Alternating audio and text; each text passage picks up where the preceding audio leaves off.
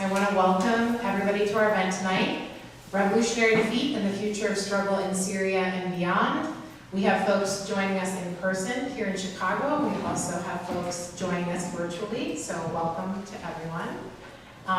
For those of you who are not familiar with Haymarket House, which is the physical space that we're in here in Chicago, it is the home of Haymarket Books Publishing, but we also are a community event space, and we hope to be a space where people continue to gather in community in trying to build a better world.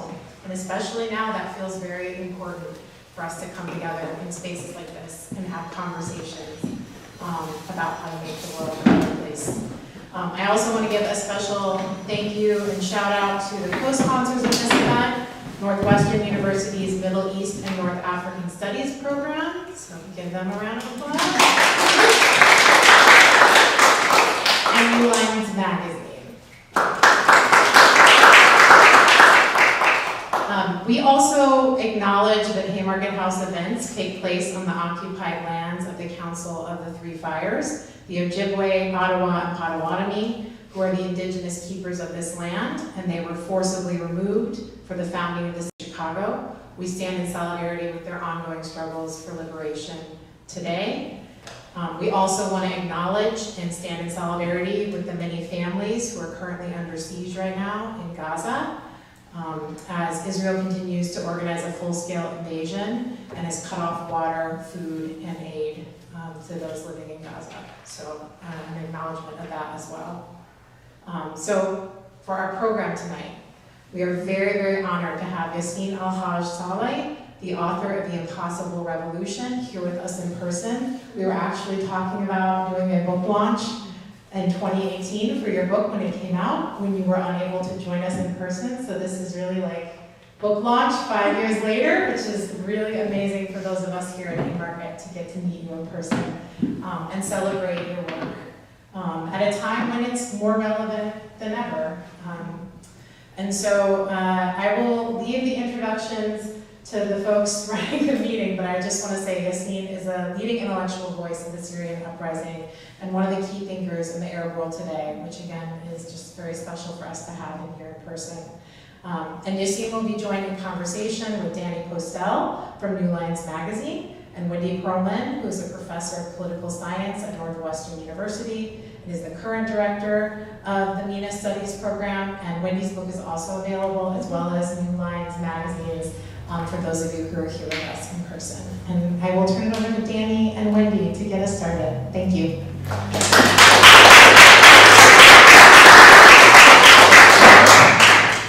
Thank you so much. So on behalf of the Middle East and North Africa program at Northwestern, my name is Wendy Pearlman.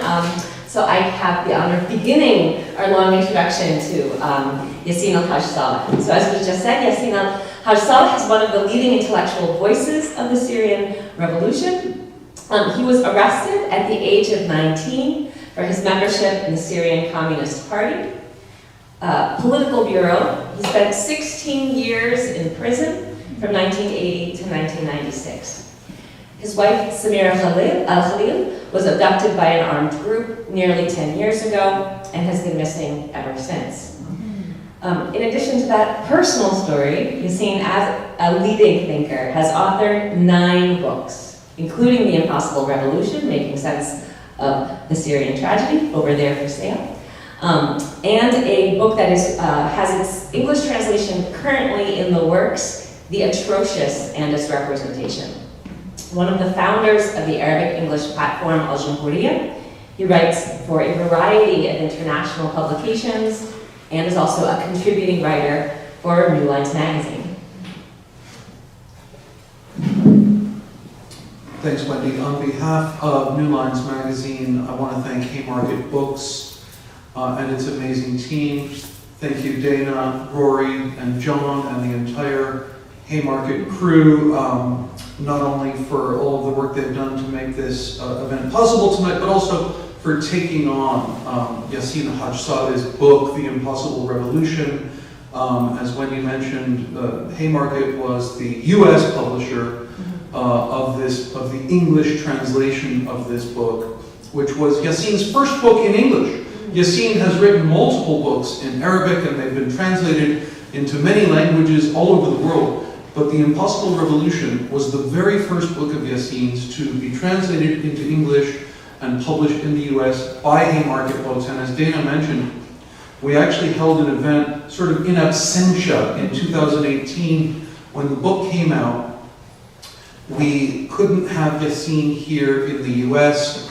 He wasn't able to join us, but we had a panel discussion about the book and talked about Yassin in his absence. And now, tonight, I remember at the end of that event, I think we said, one day, inshallah, we will have Yassin present in the flesh, and we will raise a glass with him, and we will be able to, he will be able to talk back and tell us everything we got wrong that night. But no, in all seriousness, it is just such a dream come true to have Yassin sitting here in Haymarket House in Chicago, which is the first city on this multi-city speaking tour that he's doing. He'll be going to Washington, D.C., and Montreal, and Boston, and New York, but Chicago first. This is his first public-facing event in the United States on this book tour. So it's such a thrill. And I want to thank the MENA program at Northwestern for making this event possible in partnership with Haymarket Books and New Lines Magazine. I spent several years of my professional life at the MENA program at Northwestern, so I have a very personal relationship with it and with my good friend Wendy Pearlman. So, one last word about New Lines Magazine. Unlike the books which you will have to pay for, you can just grab copies of New Lines Magazine. They are for free. The first 4 print issues, many of you know that New Lines is principally an online publication. It started 3 years ago as an online-only magazine. But about a year ago, we went back to the future and we went in reverse. Most publications started in print and created a website at some point, in many cases discontinued their print operation. We did the opposite. We started as an online magazine, and then 2 years into it decided to launch a print publication. We now have 4 copies. It's a quarterly, so it's been on for a year, and you're welcome to copies. The very first issue we published a year ago contains a beautiful essay by none other than Yassin himself. Now, there's a line from a beautiful little essay by a scholar I don't know personally, Fadi Nasser, of the Lebanese American University in Beirut. He writes, "Not since Edward Said has an intellectual from the Middle East helped the world see itself by looking at the region. Yassin al-Haj Saleh bears witness to the dysfunctions of our world, the cruelty of its exclusions, and the unraveling of solidarities in the face of existential doom. He asks us to look at Syria, its pain, its struggle, its trauma, its people, and their fundamental right to dignity and freedom. He forces us to grapple with the failure of our global solidarities. His words and his defiant life give hope in a world of such monstrous despair. A hope grounded not in romantic ideologies or empty slogans, but in a genuine appreciation for the extraordinary power of ordinary people and their fight for nothing short of their collective freedom." Thank you, Danny. Okay, the first question. So Yassin, when we were deciding on the theme for this event, you said, let's begin with a defeat. What does defeat mean to you, and why do you want to start there? First of all, thank you for Haymarket Books, for Danny and Wendy, my very dear friends, and for you to show up. Well, we lost the battle for owning our country. Syrians has been living under the same family rule for more than, when the revolution started, it was more than 40 years. Now it is 53 years, which is quite a long time. Most of my life, for instance, most of you are not Syrians, but most of your age, some of them, most of you actually were born after. So we felt like exile in our own country.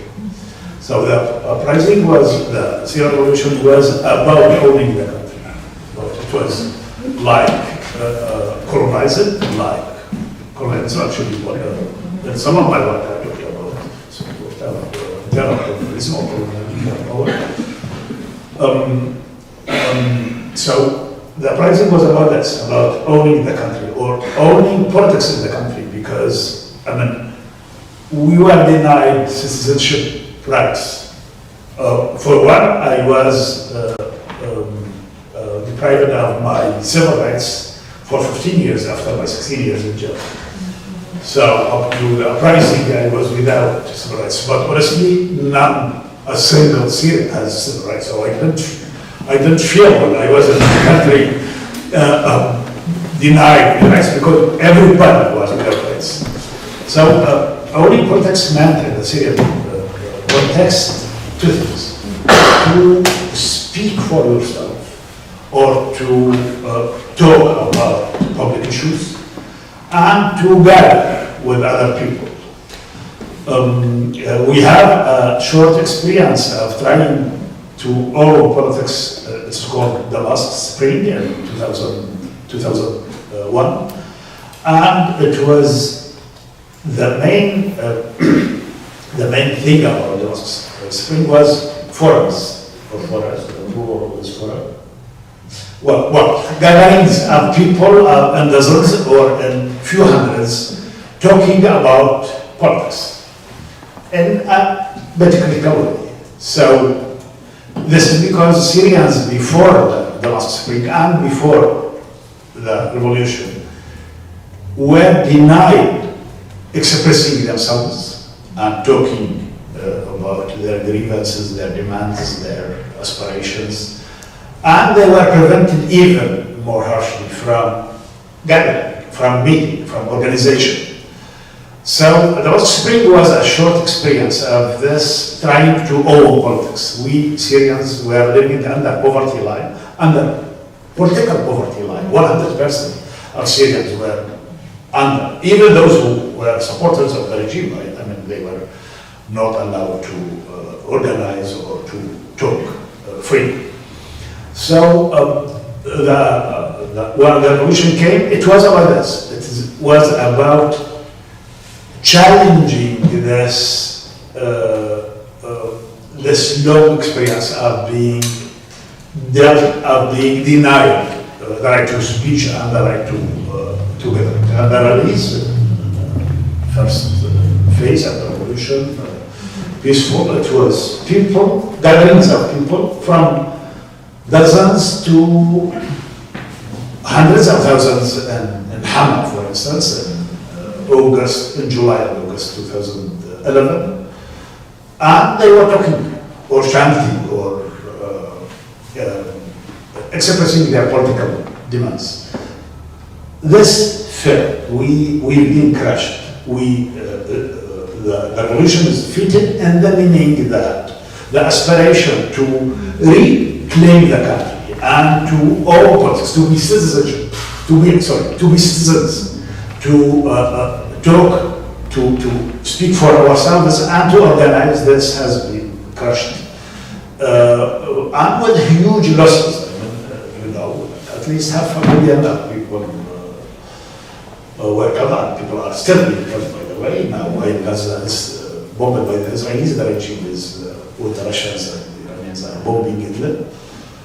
And 7 million displaced outside the country, which is around 30% of the population. It's a huge thing.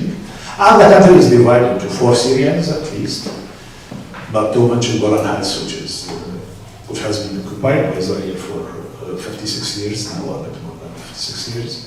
So it's a huge thing. It is, and we have 5 occupation powers: Iran, the US, Russia, Turkey, and before all Israel.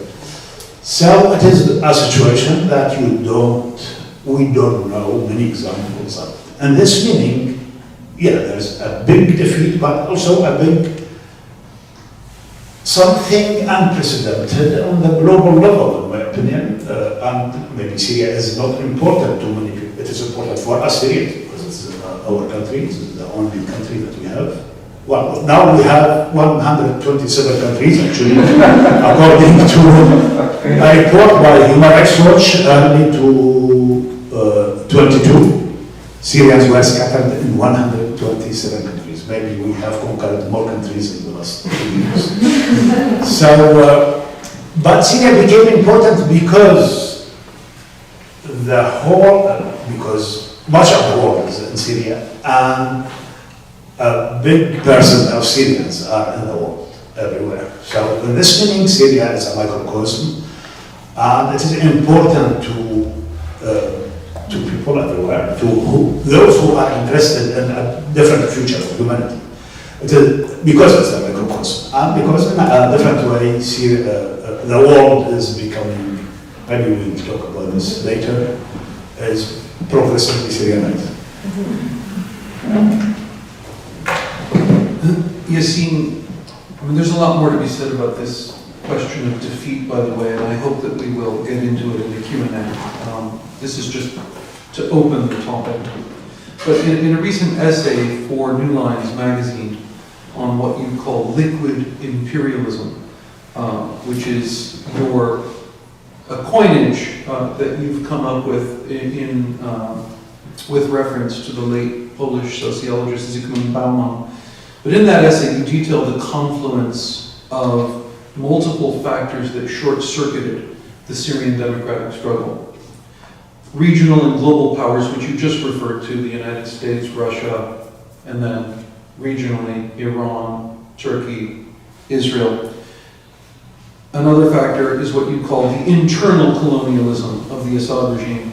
And then thirdly, there were the Salafi jihadists who you have this interesting term for them. You call them the conquered imperialists. So let's take these on one at a time. You've already touched on the regional and global powers. What do you mean by the internal colonialism of the Assad regime? Yeah. Actually, because it is, the country has been ruled. Look, the Ba'ath Party seized power in Syria in March 1963. So it is 60 years half now. From the very first moment, there was a state of exception. And Syria lived under this state exception that was legitimized by our war, by the war against Israel, the national enemy. In 2012, the legitimizing ideology turned to the war on terror. So there's a continuous war, actually, but it was against the enemy, the national enemy. Now it is against those who oppose the regime. And this state of exception is one of the it is one of the essential characteristics of colonialism. Colonial powers don't rule by law; they rule by directives and by commands given to security apparatuses and these things. Then there's the very brutal way of dealing with the people. Like the colonial powers, then there is divide and rule. I mean, the regime, the Assad regime, especially is expert at dividing the population and instilling fear among them and frightening some sections of the society. Frightening them. Other sections are against you, or they will target you, especially. Syria is a society with many religions and confessional communities. So there is also this thing that characterizes the French colonial rule in Syria after the First World War, after the First World War to the end of the Second World War. So it's the same actually there. Then there's this destruction of political life, of political plurality in the country. I mean, the regime shows the Syrian society a sovereign face, that all the society should be an army, it is internal front, while it deals with the external world in politics and finding political solutions. So it is like also colonial power on this, from this side. So this is about the internal colonies. Syria has been colonized by a family rule that divided Syrians, that dealt with them very brutally, and that resort to political solutions with external powers. The only, for instance, the only commitment that the Assad regime kept so faithfully is the relation with Israel. The Golan Heights front had been the calmest, more than Sinai, more than there's political relation between Egypt and Israel, and more than Jordan front, which is also there's political relation, far calmer and with extremely controlled by the regime. So if you and now about the conquered imperialists, it is I call the Islamists, especially the Salafi jihadists, conquered imperialists, because on one level their imagery is obsessed by the ghosts of our old empires, the Muslim old empires. At the same time, they are conquered, they are weak, so their problem with the American imperialism or the Russians is that there is no emancipatory dimension in it. It is that we should rule, we are the sovereign. It is not about liberation, it is not about freedom. In this meaning, I call them conquered imperialists. Actually, it is a title of a book published in 2019. In Syria, actually, they were extremely destructive. Daesh. Yeah. So Syria is a showcase of imperialism, represented by the US and Russia, imperial powers, regional powers, Israel, Iran, Turkey, a colonial power, internal colonialism represented by the Assad family, and conquered imperialists represented by Salafi jihadis. So also in this, from this perspective, it is a unique situation.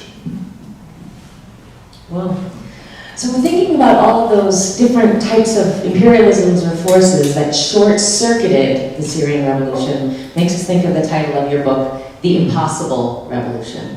So what did you mean by impossible? In what sense was it impossible? Because it was doomed from the start? Could it have taken a different route?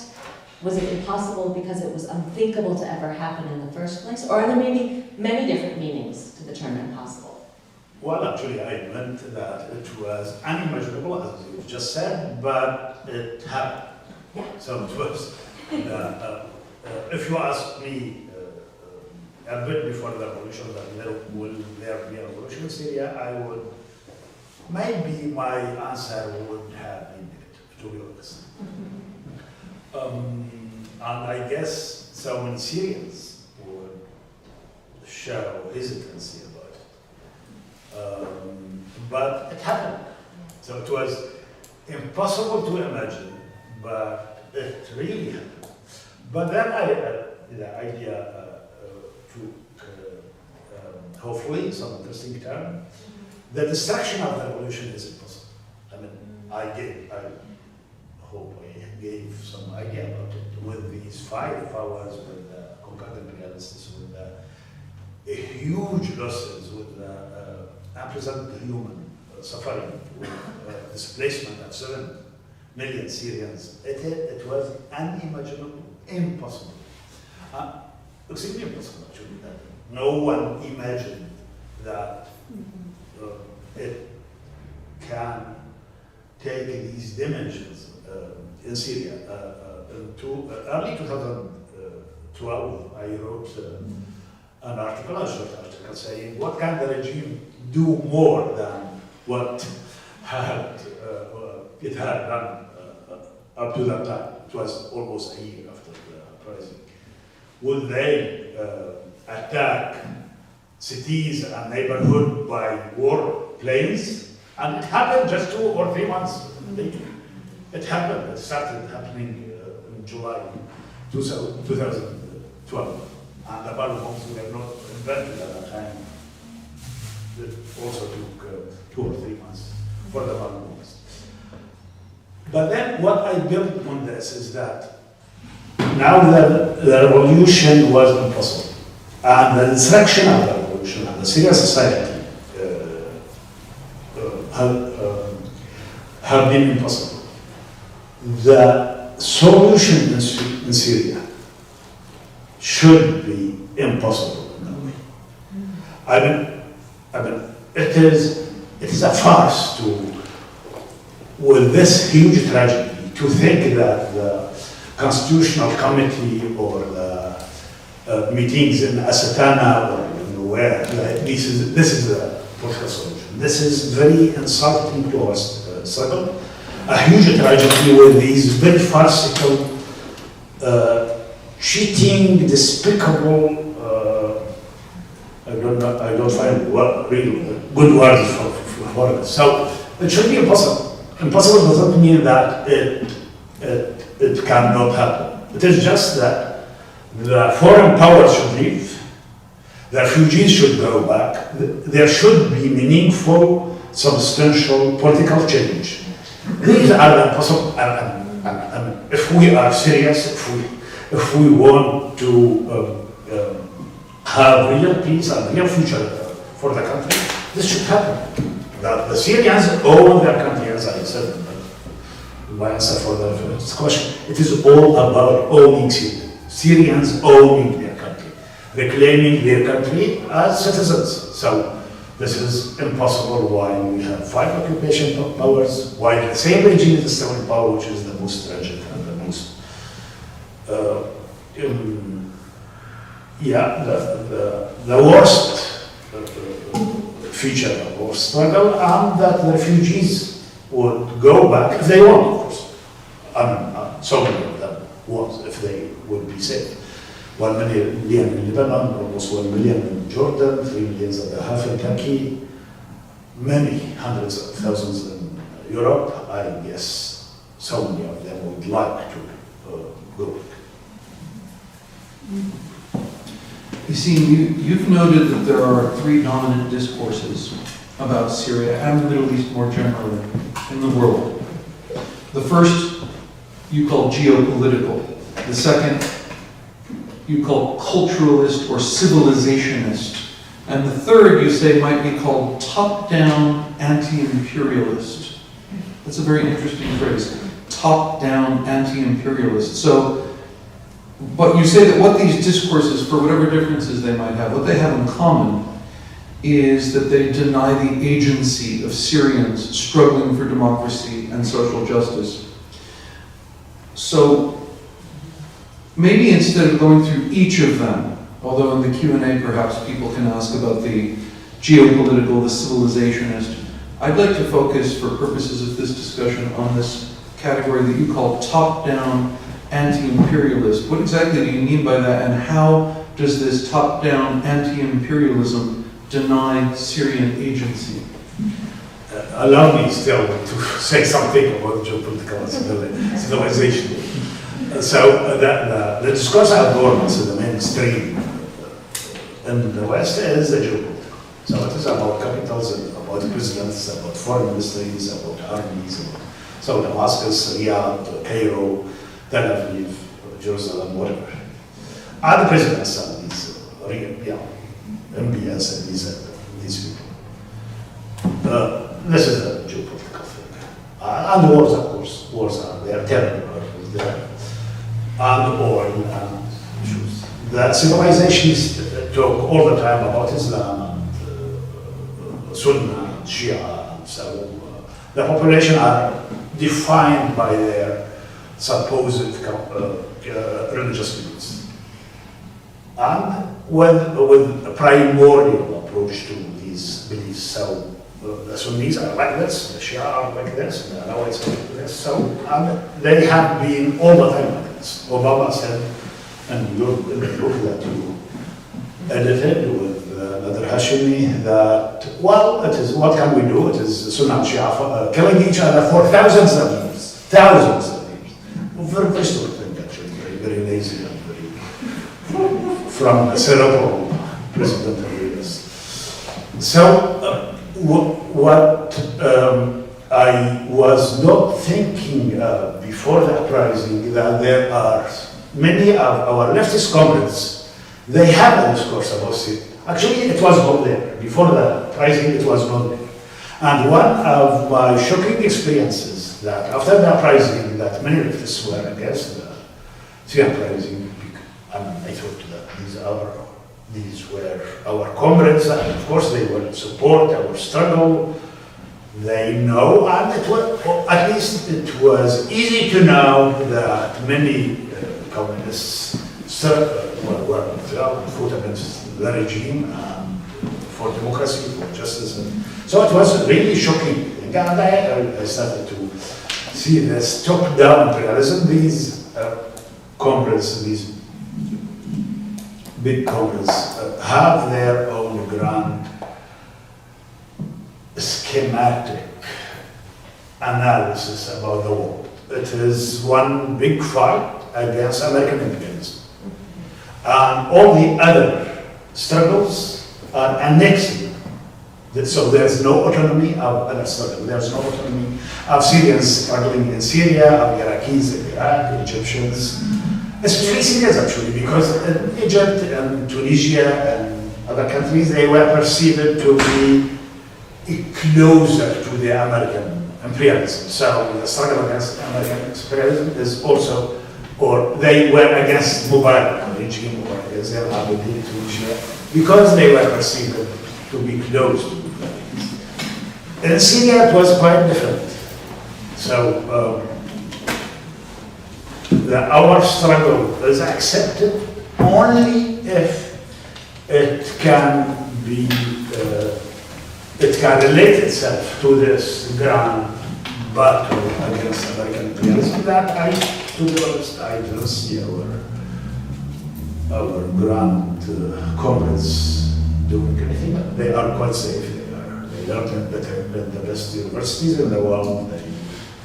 They are okay. They are very well. And they were all the time reprimanding us and blaming us for not being good fighters, activists against imperialism. So it was really a shameful page of the history of the left. It is top-down imperialism because they don't see how people were fighting for their life. The real struggle against imperialism is against internal autonomy in Syria, against the occupations powers in Syria and Palestine here and there. Those are the people who are fighting imperialism and for democracy and for rights and for equality. Not those who are in New York or in MIT or in Chicago, who are just telling you all the time how to fight or how to understand the world and how to be a real leftist. There are many examples I wouldn't volunteer to give any now. But yeah, so this is what I mean. Just a quick follow-up on that. So what you're calling this top-down anti-imperialism, it's also a very selective form of anti-imperialism because it focuses in a very myopic way on one specific instance of imperialism or form of imperialism, which is US imperialism, and to the exclusion of other imperialisms, Russian imperialism, Iranian imperialism, or the internal colonialism of the Assad regime. And in so doing, wouldn't you say that this kind of US-centric worldview is its own kind of colonialism? Yeah, this is what I said actually. Now we have to mention one name. This is what I said in August. In One's magazine, it was a critic of Noam Chomsky, who's a great thinker and a great activist, a great, one of the great names in the world of the left and the linguistics in so many fields. So yeah, it is, well, American imperialism is really extremely destructive in the Middle East, especially in the Middle East. And we are seeing that now, it's happening in Palestine with extreme.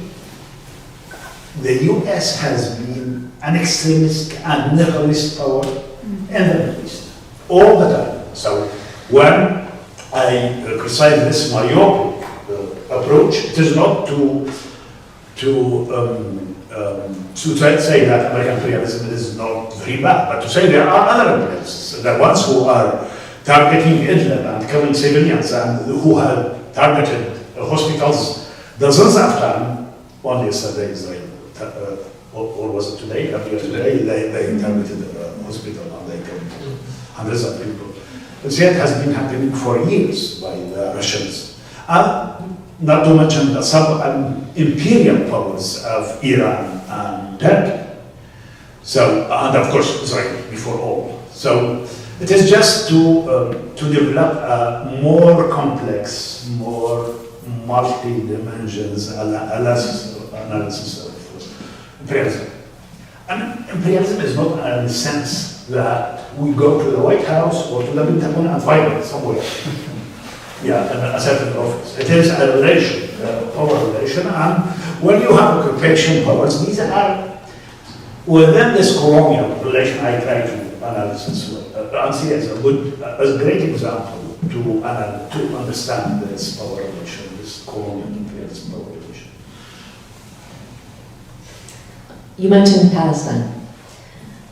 What have you been thinking these past 11 days while watching these latest events in Palestine and the world, Israel and Gaza, and especially maybe as a participant in the Syrian revolution? What, as a human and as a Syrian, what have been your thoughts and your feelings watching this?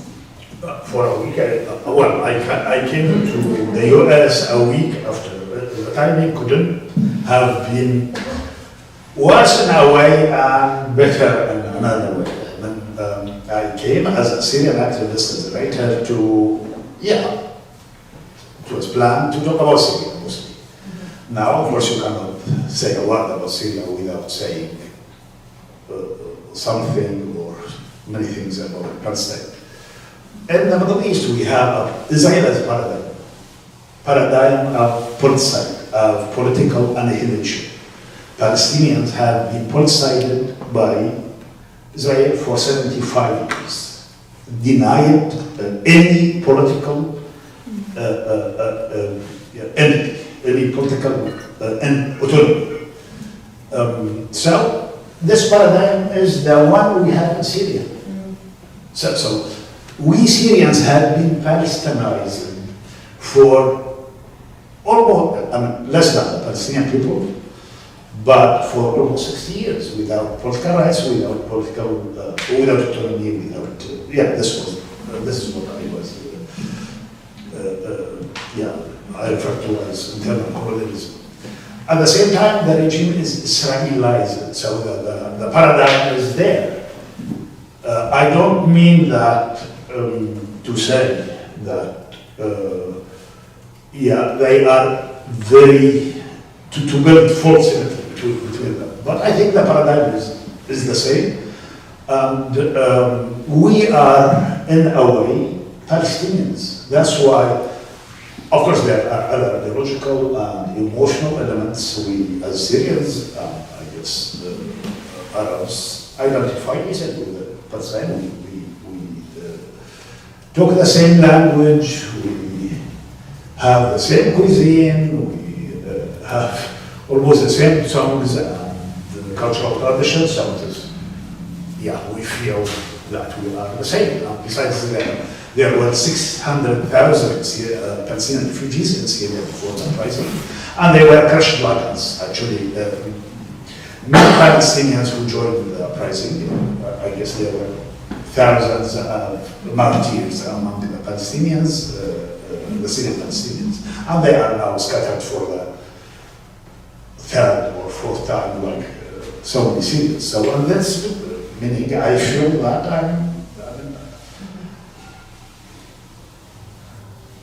I feel like I am a Palestinian, actually.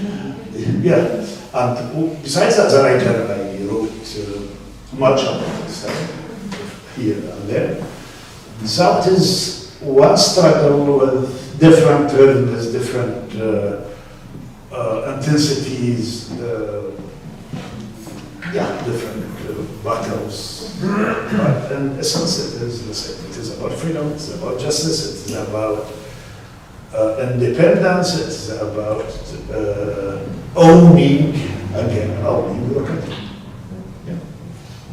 Yassin, one of the effects of the last 10 days has been, it seems to me, a kind of return of a certain rhetoric, the paradigm of the axis of resistance, which I think it's fair to say had been, for the last several years, somewhat exposed as moribund, as empty, as a kind of fiction, really, by the Syrian uprising, and then of course by the uprisings in 2019 in both Lebanon and especially Iraq, where you had, these so-called resistance powers, Iran, Hezbollah in particular, took the side not of the Syrian protesters, but the regime that was crushing and annihilating them. In Lebanon, in October 2019, the streets are full of protesters demonstrating, calling for an end to this awful status quo and ruling regime, and Hezbollah sides not with the protesters, but in fact with the regime of which it is a part, and Iran is on that same side. And then in Iraq it's even bloodier because the Iranian regime is directly involved in actually mass violence and repression against protesters in Iraq. So the point being that this axis of resistance paradigm was exposed as being really nonsensical. It was what I think the late Ulrich Beck would have called a zombie category. That is to say, a category that may have made sense of certain circumstances in the world at some point, but stopped making sense of changing circumstances, and yet the concept goes on living. It's dead, but it goes on living as if it were alive.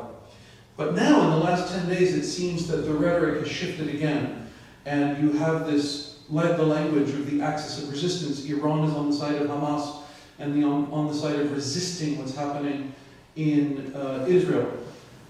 So my question to you is essentially, how do you make sense of this as someone who, has experienced, in a sense, the fiction of the axis of resistance firsthand?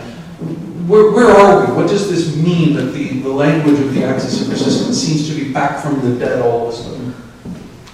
Well, for long decades, the Syrian regime uses this rhetoric of resistance, of caring about Palestinian cause, and while was arresting, torturing, and killing Syrians and Palestinians who oppose the regime.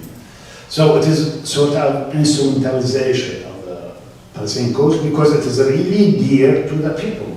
It is important to the people, to the Syrian people, to the Arabs, non-Arabs in the Middle East.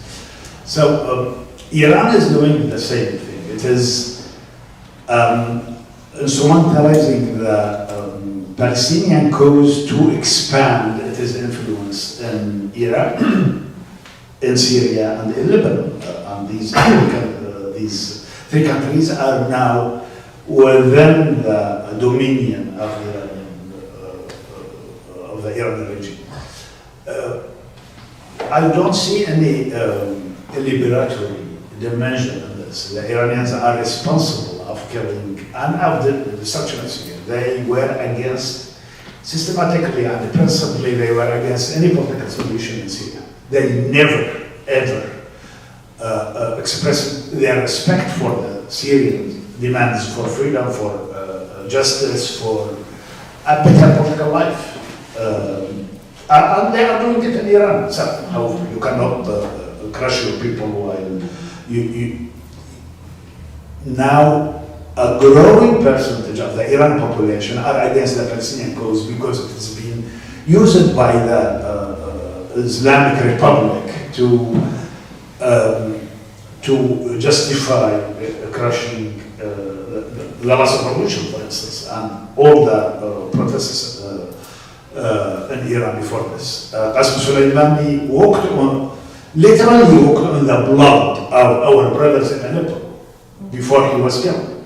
I know that he's considered, unfortunately, this is a political mistake, that he's considered sort of a revolutionary by some sectors of the left in the West. This is really shameful.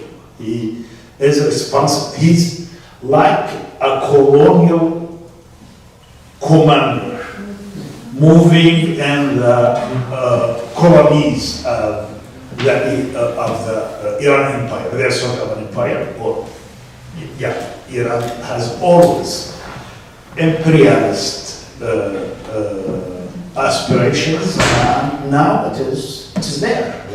The American occupation of Iraq actually was great for Iran more than anybody else. The Americans are still there, but Iran is the real dominating power in Iraq. And Syria is the same, and Lebanon even more so. Hezbollah they openly say that they are part of Wilayat al-Faqih, which means the name, sort of a religious technical name for the Iranian religious Islamic group.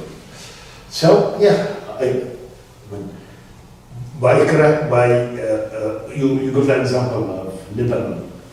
Hezbollah was not only against the uprising in Lebanon, they attacked the protesters themselves. That Hassan Nasrallah himself said, "You cannot change the regime." He was not analyzing the struggle. Of course, he meant that will not allow you to challenge it and to change it. So it is just instrumentalizing the Palestinian cause for domination, and with a sectarian dimension. Iran is dividing the region, and there has been so many genocidal massacres in Iraq and Syria because of this pushing, dividing societies and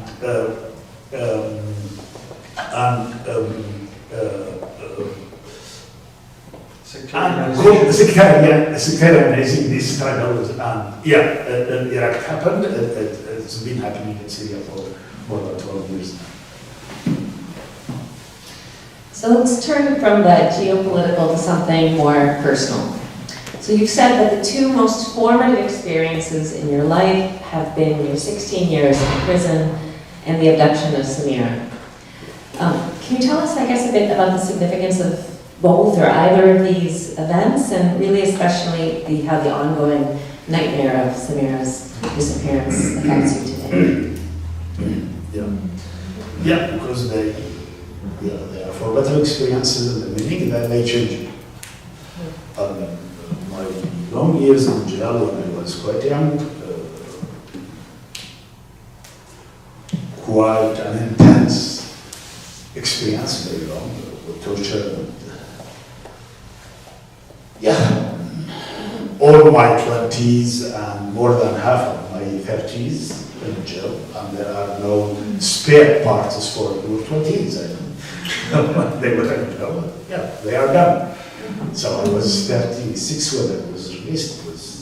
So it is an experience that changed one. And I will change it actually. And in a way it was an emancipatory experience. I was young, I was healthy. For most of it, I was able to read and to learn.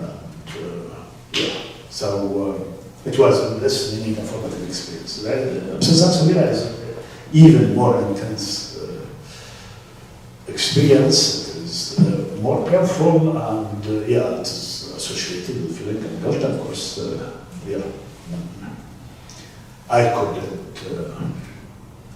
I couldn't do anything to help my missing wife, so it is something that I've been living with for almost 10 years. December 9, it will be 10 years. So it is also a changing experience, actually. Yeah, it came when one looks for peace in his life.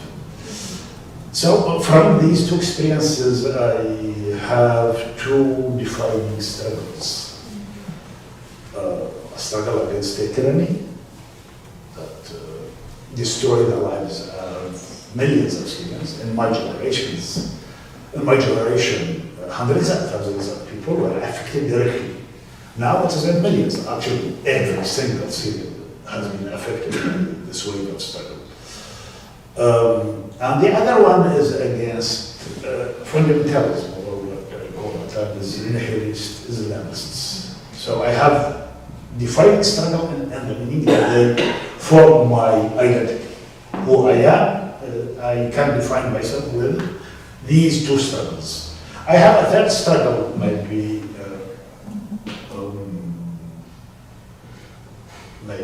not defining in the same intense way, which is struggle against colonialism.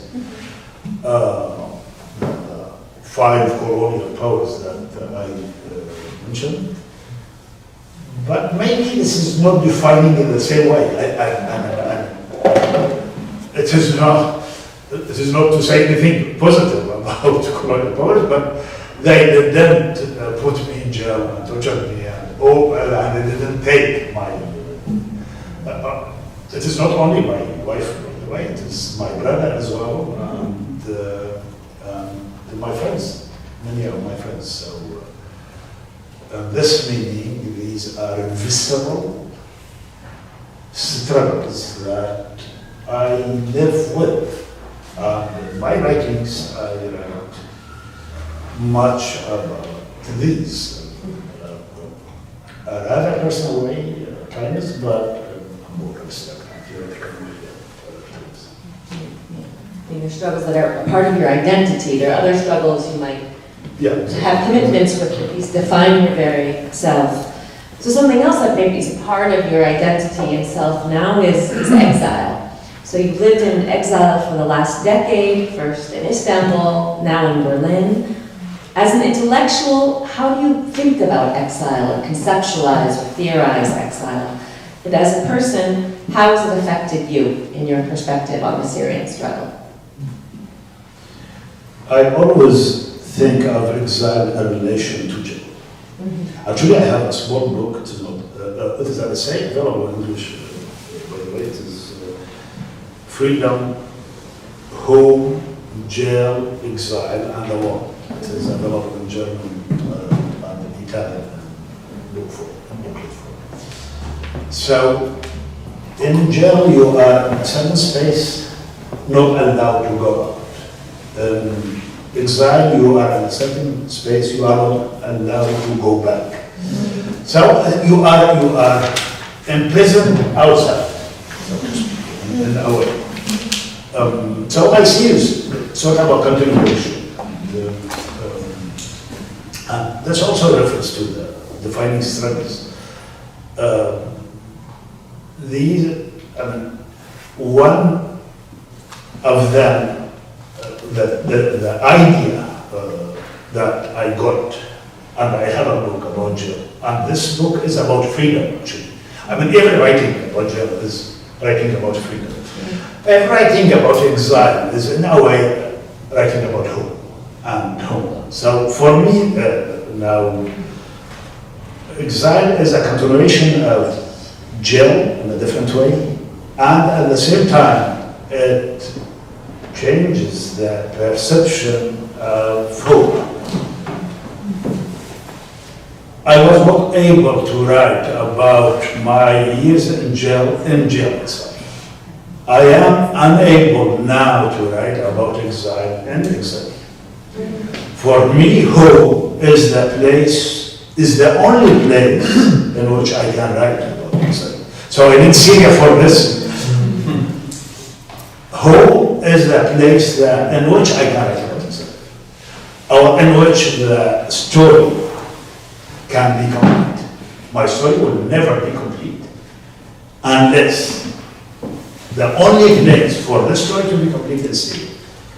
not, I wasn't happy. I am now living in Germany. So there are 200 countries in the world.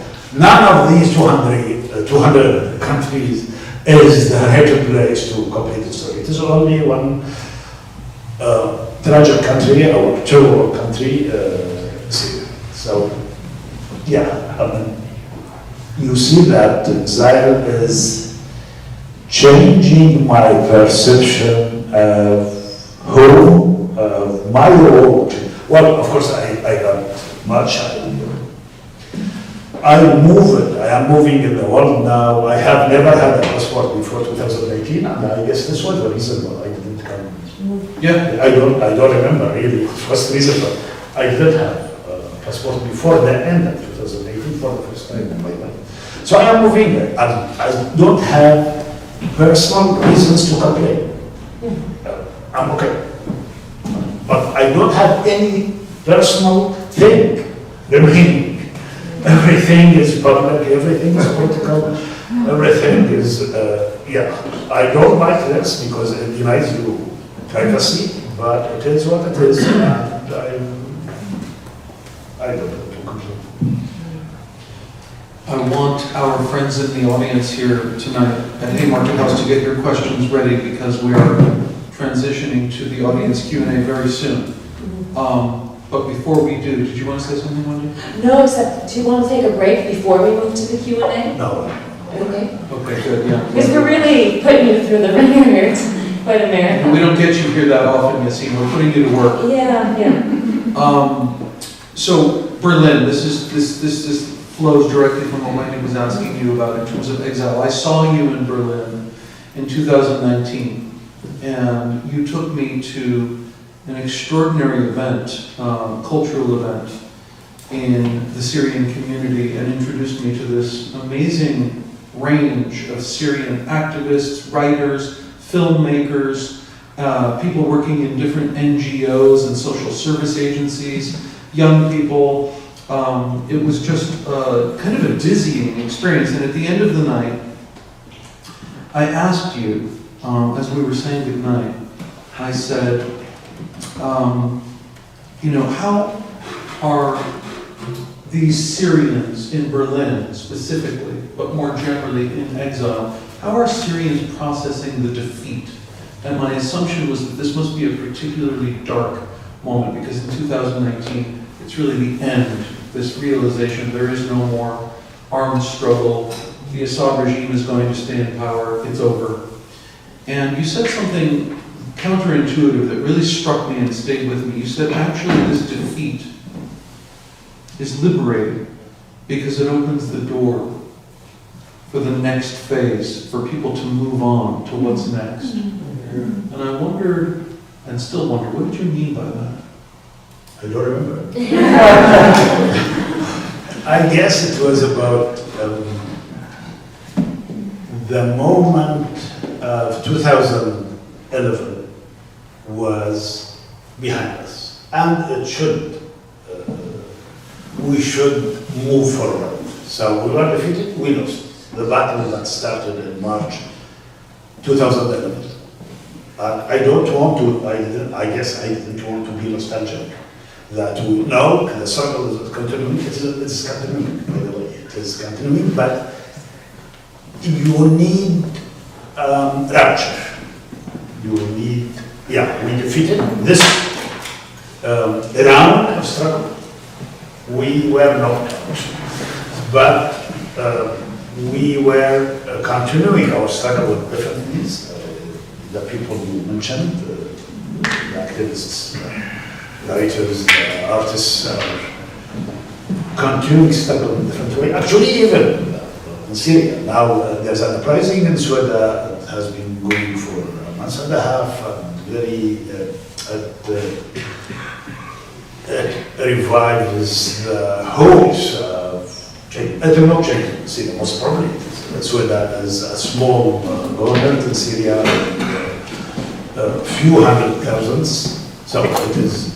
But in a way, it reminds people that our story is still there. Our cause is still there. and the meanings, and the slogans, and the aims, and everything is still there. And it reminds one of the early period of the Syrian revolution. It was very beautiful, with rallies, with peaceful rallies, with songs, with artistic dimension of protest. Yeah, so it is happening again. But in exile, so many people are in a way achieving their own revolutions, and I see this as a continuation of the revolution in different ways, especially the younger generation, and especially maybe a bit more women. I guess my impression is that so many are owning their lives. So we wanted to own our country and we lost, so many growing number of people, especially women, are owning their lives in a more liberated and more, I would say, productive, creative way. So yeah, maybe this is what I meant. Honestly, I don't remember. It was late at night, you shouldn't be held responsible for these statements. Wendy? Okay, so maybe we'll have our last question then, is to end with a vision for action. What is your message for progressives and social justice activists, like the kind of people who show up to a Haymarket event? What do you want comrades here in the United States and elsewhere to know or to do? I think, I guess you know, Ala Abdel Fattah, the Egyptian activist who's been in jail for almost 10 years now, on and off, mostly in and on, right?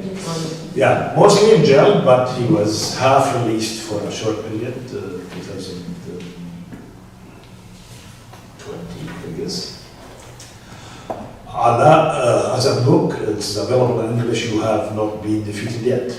I believe it's published by Haymarket. It's not. No, my bad. I just assumed that all great books are published by Haymarket, sorry. So, a similar question, Ala said it was a conference somewhere in Europe, I guess, and he said, defend your democracy. So, the answer is defend your democracy, because democracy is a crisis everywhere in the world. Democracy and social justice and freedom and the rule of law is endangered everywhere, I guess, in the US, like, of course, not like in Syria, but this is a crisis everywhere. And this blind support of a fascist regime in Israel is another proof that there's something extremely wrong. So the main thing is that to defend democracy, what I find, I'm really scared the developments of the last 10 years, not only because of the huge human suffering and misery that we are seeing, but because we no longer have any viable alternative. We don't have an ideal. We no longer have an ideal.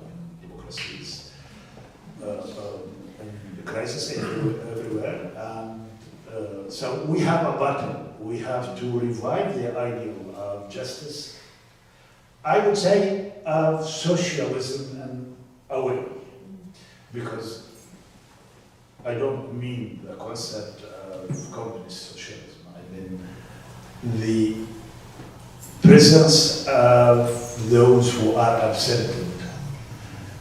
In the US, I guess, people of color, women, and since Athens, classic Athens, women, slaves, and foreigners were relegated to inferior status. It is almost the same in modern democracies. The working class, women, people of color, immigrants, refugees are related to invisibility or to secondary status. So, socialism, I mean by socialism, the presence of those who are absent, those the working, the communism, what was good about communism is that it was the presence of the working class. It was the way the working class broke through the stage of politics and national politics.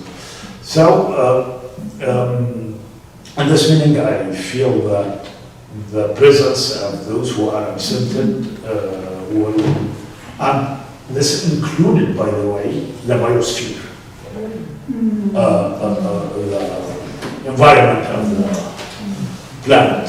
So, because it is absented even more than slaves and so yeah, in this meaning socialism can rejuvenate democracy.